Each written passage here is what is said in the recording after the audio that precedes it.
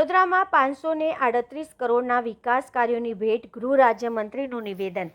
ગુજરાતના ગૃહ રાજ્યમંત્રી હર્ષ સંઘવીએ વડોદરા શહેર જિલ્લા માટે 538 કરોડ રૂપિયાના વિકાસ કાર્યોની ભેટ આપવામાં આવી હોવાની માહિતી આપી હતી। તેમણે જણાવ્યું કે મુખ્યમંત્રી દ્વારા તેમને વડોદરામાં વિવિધ પ્રકલ્પોના ખાતમુહૂર્ત અને લોકાર્પણ માટે મોકલવામાં આવ્યા હતા।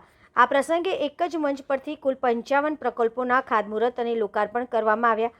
ગૃહ રાજ્યમંત્રીએ જણાવ્યું કે વડોદરા શહેર સુરક્ષા અને સુખાકારીનો ઉત્તમ નમૂનો છે અને અહીં નાગરિકો માટે સતત વિકાસના કાર્યો કરવામાં આવી રહ્યા છે।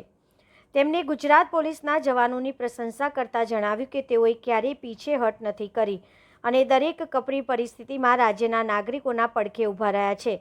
વધુમાં તેમણે જણાવ્યું કે વડોદરાના શહેરની દેશની કળાની ઓળખ છે, જે તેમને રાજ્યનું મહત્વપૂર્ણ શિક્ષણ કેન્દ્ર પણ છે।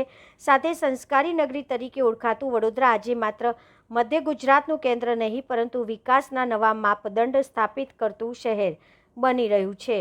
સીધા કરવાનો સંકલ્પ લીધો છે, એમને ચાહે એટલી હિંમત અજમાવી લે, ચાહે એટલા લોકોને, નાના મોટા રાજનૈતિક લોકોનો સહારો લઈને આ કોઈની ભલામણ હું સાંભળવાનો નથી।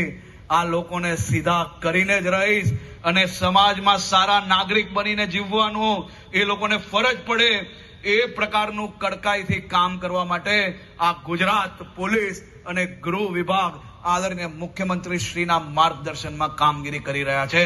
આપ સૌ લોકોનો ફરી એકવાર ખૂબ ખૂબ આભાર। વડોદરાના નગરજનોનો ખૂબ ખૂબ આભાર।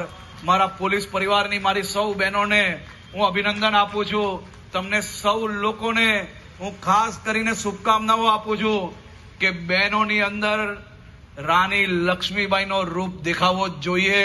જો આપણા શહેરમાં કોઈ બી ટપોરી આમ તેમ થાય તો તમારામાં રાણી લક્ષ્મીબાઈનો રૂપ જરૂરથી દેખાવો જોઈએ, જેથી મારી શહેરની આ સામાન્ય બહેનોને હજી વધુ વિશ્વાસ આપણી પોલીસ પર વધે તેવી શુભકામનાઓ। ખૂબ ખૂબ આભાર।